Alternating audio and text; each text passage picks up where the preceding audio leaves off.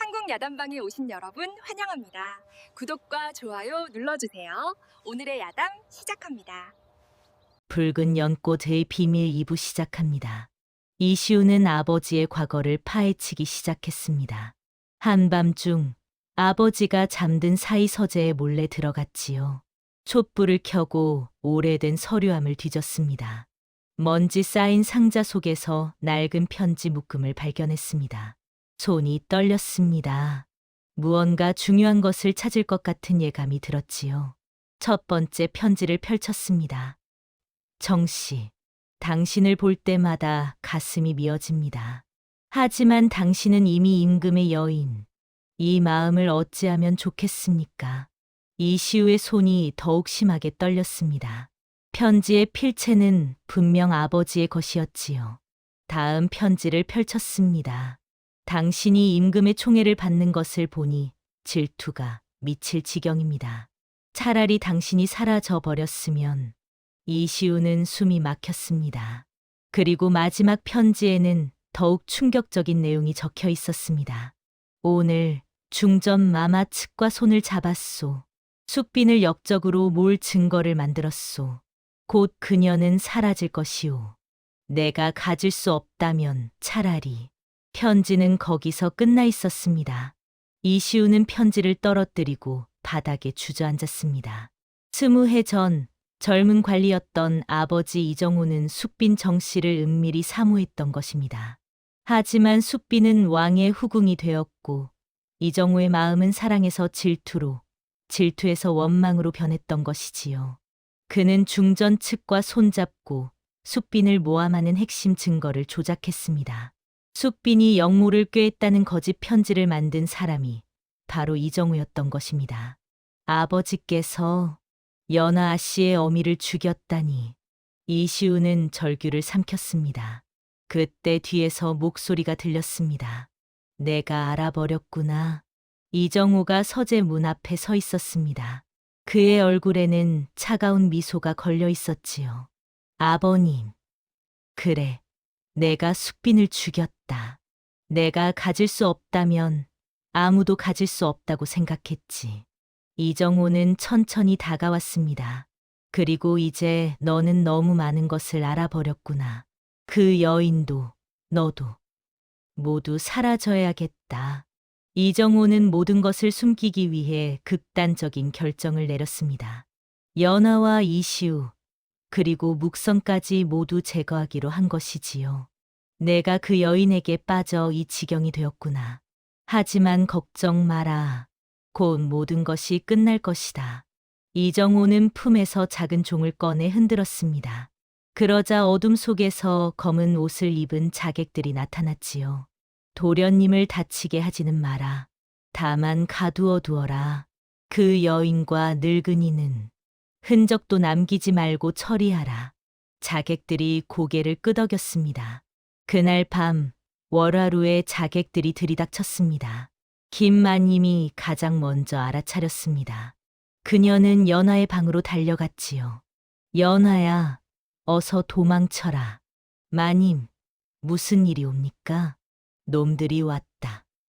너를 죽이러 왔어. 김마님은 연하를 뒷문으로 내보내려 했습니다. 하지만 자객 하나가 그들을 가로막았지요. 칼날이 번쩍였습니다. 김마님은 연하를 뒤로 밀치고 자신이 칼을 받았습니다. 피가 흘러나왔고 김마님은 바닥에 쓰러졌습니다. 마님, 연하가 달려가 김마님을 안았습니다. 미안하다. 연하야. 김마님의 목소리가 가늘어졌습니다. 처음에는 너를 이용하려 했다. 복수의 도구로. 하지만 김마님의 손이 연하의 뺨을 어루만졌습니다. 너를 키우며 정말 딸처럼 여겼다. 진심으로. 사랑했어. 마님, 가지 마세요. 마님, 행복하게 살 거라. 김마님의 손이 힘없이 떨어졌습니다. 숨이 끊어진 것이었지요. 연하는 오열했습니다. 자객들이 다가왔고 연하는 절체절명의 위기에 처했습니다. 바로 그때 묵선이 나타났습니다. 아기씨, 어서 도망치시옵니다. 묵선은 지팡이로 자객들을 막아섰습니다. 늙은 몸이었지만 무술 실력만큼은 예사롭지 않았지요. 뒷산 사당으로 가시옵니다. 거기서 이 도령이 기다리고 있을 것이옵니다. 연하는 눈물을 흘리며 도망쳤습니다. 묵선은 자객들과 싸우다가 여러 곳에 상처를 입었습니다. 하지만 끝까지 자객들을 막아냈지요. 한편 이시우는 아버지가 보낸 자객들에게 잡혀 서재에 갇혀 있었습니다. 풀어주시오. 연하 씨가 위험하오. 하지만 자객들은 묵묵히 문을 지킬 뿐이었습니다. 이시우는 창문을 박차고 뛰어내렸습니다. 다행히 1층이라 크게 다치지는 않았지요. 그는 월화루를 향해 미친 듯이 달렸습니다. 달도 없는 깜깜한 밤이었습니다.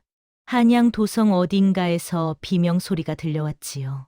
핏빛 운명의 밤이 깊어가고 있었습니다. 연하는 간신히 뒷산 사당에 도착했습니다. 숨이 턱까지 차올랐고 옷은 찢겨져 있었지요. 하지만 목숨만은 건질 수 있었습니다. 연하 아씨. 이시우가 달려와 연하를 껴안았습니다. 도련님. 연하는 그의 품에서 울음을 터뜨렸습니다.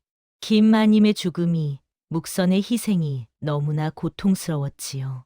이제 어찌해야 하옵니까? 바로 그때 사당 밖에서 말발굽 소리가 들렸습니다. 이정호가 직접 나타난 것이었습니다. 그의 뒤에는 수십 명의 자객들이 따르고 있었지요. 시우야, 그 여인에게서 떨어져라. 이정호의 목소리는 차갑게 식어 있었습니다. 아버님, 이러시면 아니 되옵니다. 오늘 밤 이곳에서 모두 타 죽은 것으로 하겠다. 그것이 가장 깔끔한 방법이다. 이정호는 자객들에게 명했습니다. 사당에 불을 질러라. 자객들이 횃불을 던지려는 순간이었습니다. 안 돼. 이시우는 아버지 앞을 막아섰습니다. 아버님, 이 아들을 먼저 베십시오. 연하 씨를 해치시려면 먼저 저를 죽이셔야 할 것이옵니다. 이정우의 손이 떨렸습니다. 시우야, 비켜라. 아니, 되옵니다.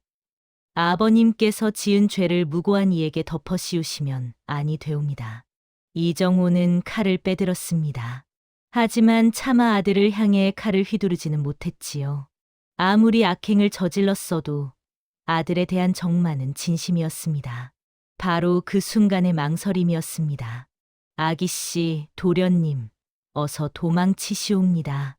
묵선이 온몸에 피를 흘리며 나타났습니다. 그는 목숨을 걸고 이정우의 칼을 막아섰지요. 이 늙은이가. 이정우의 칼이 묵선의 가슴을 찔렀습니다. 묵선 어르신. 연하와 이시우가 비명을 질렀습니다. 묵선은 쓰러지면서도 연하에게 소리쳤습니다. 궁궐로 가거라. 대비 마마께 진실을 고하거라. 어르신. 묵선은 마지막 힘을 다해 말했습니다. 소인은 선조 임금의 밀명을 받들어 아기씨를 지켜왔사옵니다. 무슨 말씀이옵니까? 임금께서는 모든 것을 알고 계셨사옵니다. 숙빈 마마의 억울함을. 하지만 중전과 대비의 압력으로 묵선의 목소리가 점점 작아졌습니다. 아기씨, 반드시 살아남으시옵소서. 그것이 묵선의 마지막 말이었습니다. 이시우는 재빨리 연하의 손을 잡고 어둠 속으로 뛰어들었습니다. 자객들이 뒤쫓았지만 두 사람은 목숨을 걸고 도망쳤지요. 이정호는 쓰러진 묵선을 내려다보며 이를 갈았습니다. 놓치지 마라. 새벽이 오기 전에 반드시 찾아내라. 한양 도성 곳곳에서 추격전이 벌어졌습니다. 연하와 이시우는 자객들을 피해 간신히 궁궐 근처까지 도착했습니다. 새벽이 밝아오고 있었습니다. 하늘이 희뿌옇게 밝아지며 궁궐의 담장이 드러났지요. 아씨, 조금만 더 힘을 내십시오. 이시우는 다친 연하를 부축하며 궁궐 정문으로 향했습니다. 누구냐? 금군들이 칼을 빼들고 막아섰습니다. 소인은 승정원 주서 이시우이옵니다. 급히 임금 전하를 뵈어야 하옵니다. 한밤중에 무슨 무례한 짓이냐? 하지만 이시우는 물러서지 않았습니다. 인명이 달린 일이옵니다. 숙빈 정씨 마마와 관련된 진실을 아뢰어야 하옵니다. 숙빈이라는 이름에 금군들의 얼굴이 굳어졌습니다. 그 이름은 궁중에서 금기였지요.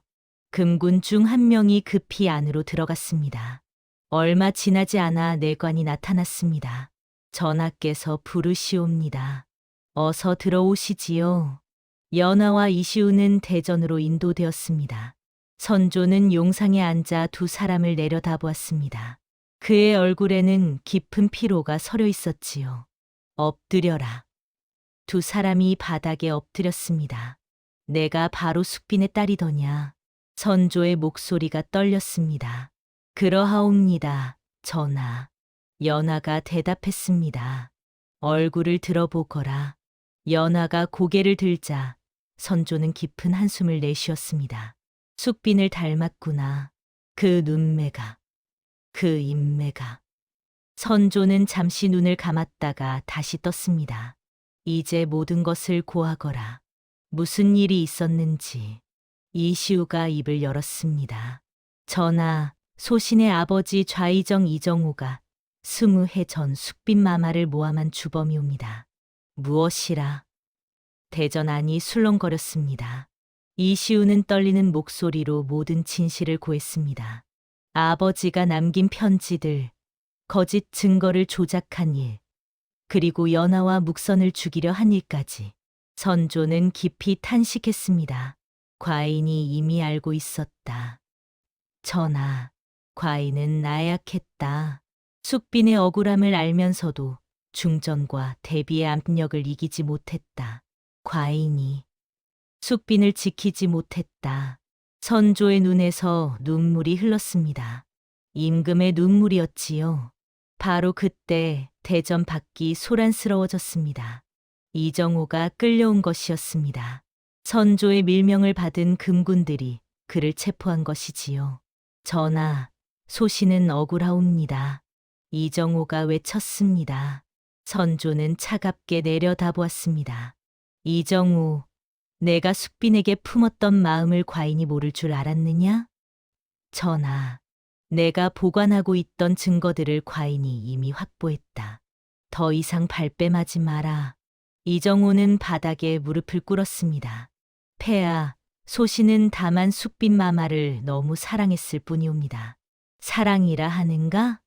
선조의 목소리가 차갑게 식었습니다. 그것은 사랑이 아니라 집착이었고 욕망이었을 뿐이다.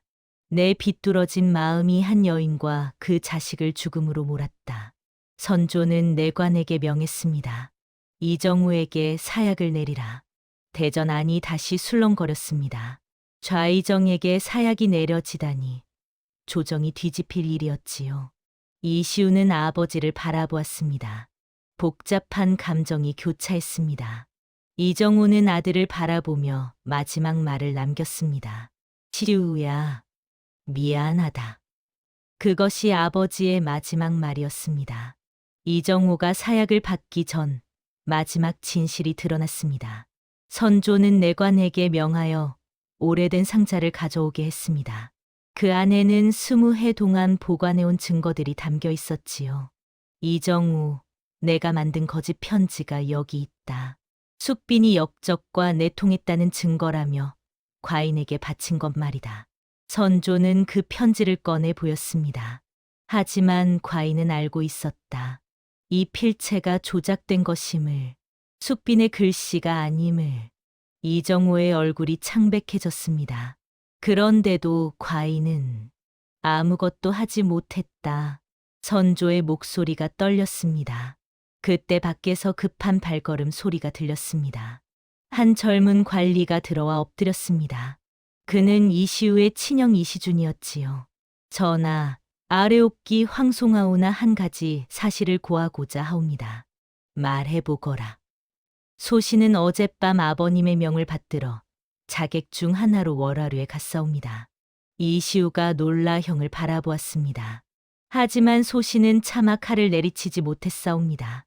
동생의 절규를 듣고 연하 씨의 눈물을 보고 차마 그럴 수 없었사옵니다. 이시주는 고개를 조아렸습니다. 소신은 일부러 연하 씨를 놓쳐주었사옵니다. 그리고 묵선 어르신이 쓰러지셨을 때 몰래 그분을 안전한 곳으로 옮겼사옵니다. 무엇이라? 모두가 놀랐습니다. 묵선 어르신께서는 아직 살아계시옵니다.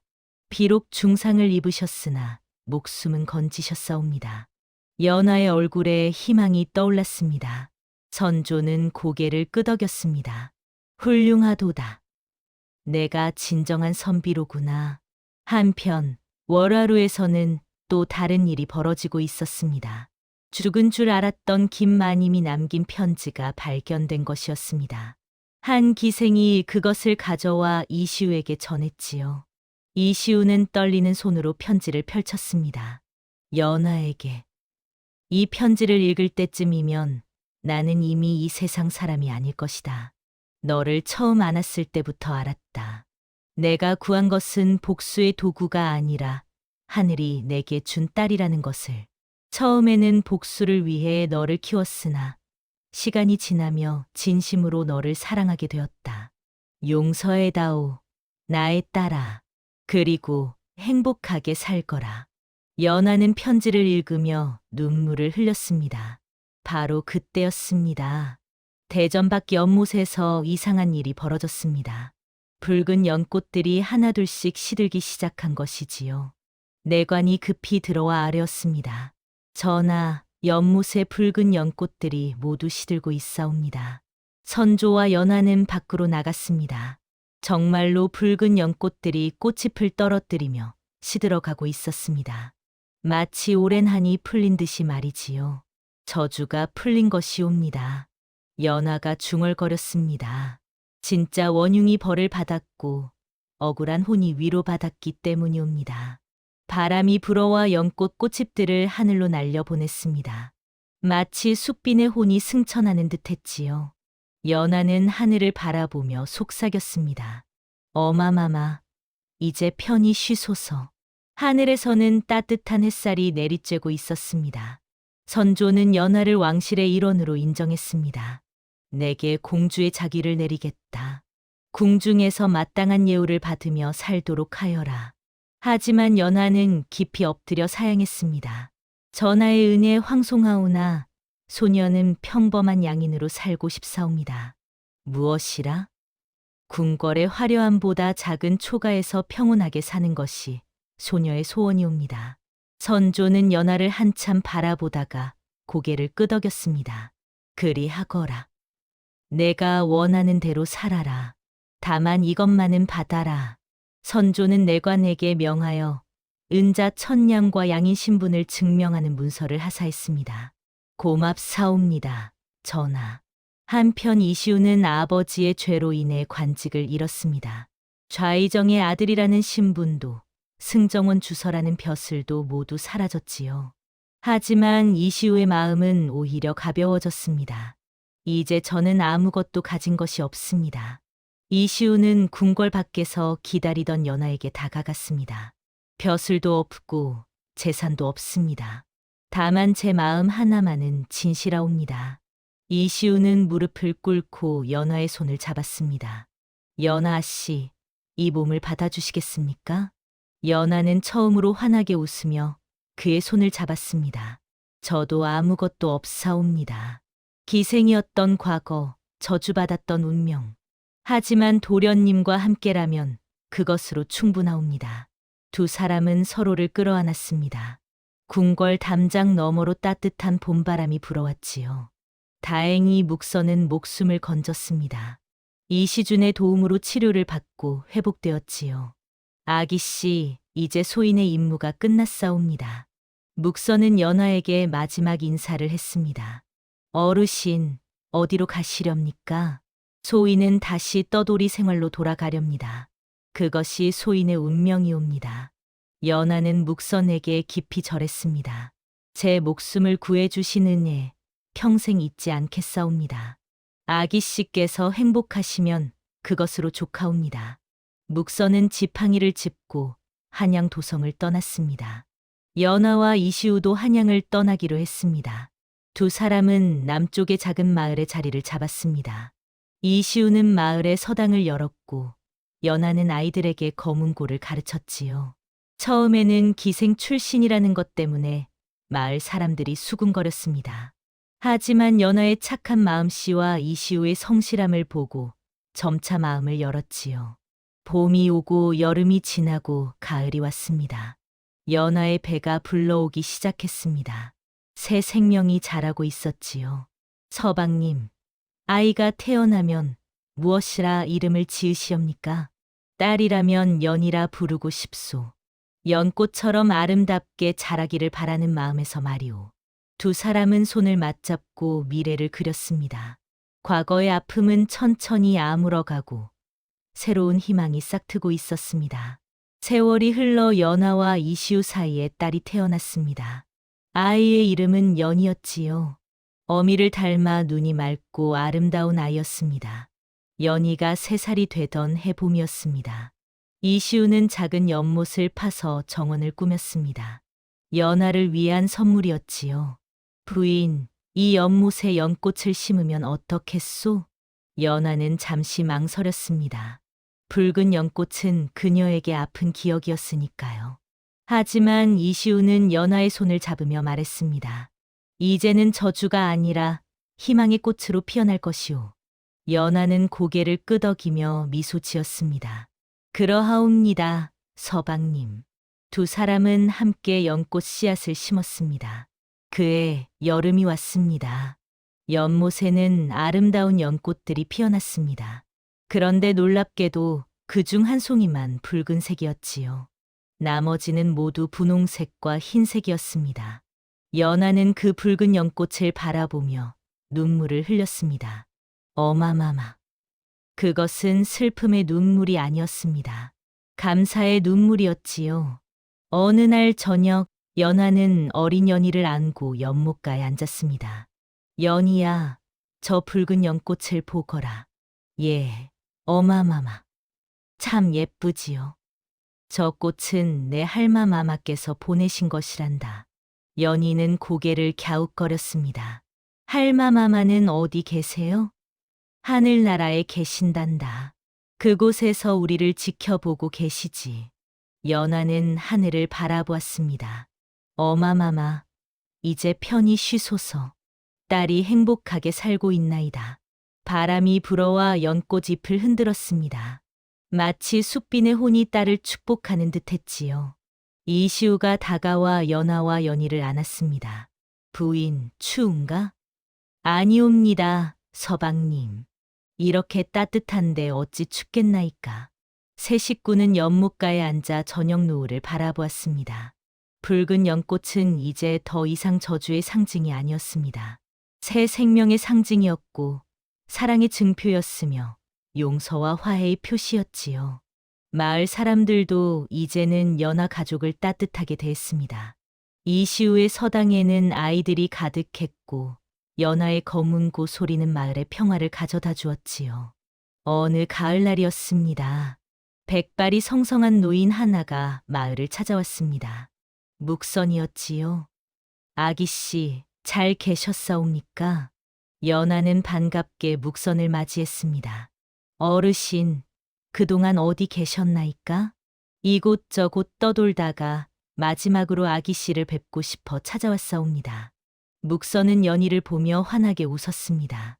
참으로 복스럽게 생긴 아이로구나. 숫빈 마마께서 기뻐하실 것이옵니다. 그날 밤, 네 사람은 둘러앉아 이야기꽃을 피웠습니다. 묵선은 며칠을 머물다가 다시 길을 떠났습니다. 그것이 마지막이었지요. 연하는 묵선이 떠나는 뒷모습을 오래도록 바라보았습니다. 잘 가시옵소서 어르신. 평안하시옵소서. 세월은 또 흘렀습니다. 연희는 훌륭한 아가씨로 자라났고 곧 동생도 태어났습니다. 이번에는 아들이었지요. 이시우와 연하는 머리가 희끗희끗해졌지만 여전히 서로를 아끼며 살았습니다. 어느 봄날 연못에 붉은 연꽃이 다시 피어났습니다. 연하는 이제 늙은 어미가 되어 손주들을 안고 그 꽃을 바라보았습니다. 할마마마, 저 꽃이 매년 피는 것은 하늘에 계신 증조할마마마께서 우리를 사랑하신다는 뜻이란다. 아이들은 신기한 듯 꽃을 바라보았습니다. 연하는 하늘을 바라보며 중얼거렸습니다. 어마마마, 이 불효녀가 행복하게 살았나이다. 이제 안심하시고 편히 쉬소서. 햇살이 따뜻하게 내리쬐었습니다. 연꽃 향기가 바람에 실려 퍼져나갔지요. 원망과 저주는 이제 없었습니다. 다만 사랑과 용서만이 남았습니다. 진정한 사랑은 신분도, 과거도, 운명도 뛰어넘는 것이었습니다. 그리고 억울한 한은 반드시 풀려야 하지만 그 방법은 복수가 아니라 진실을 밝히는 것이어야 한다는 교훈을 남겼지요. 붉은 연꽃은 저주의 상징에서 새 생명의 상징으로 다시 피어났습니다. 그것이 바로 용서와 사랑의 힘이었습니다. 다음 영상을 빠르게 만나보시려면 좋아요와 구독을 눌러주세요. 그럼 더 재미있는 영상으로 찾아뵙겠습니다. 모두 행복한 하루 보내세요.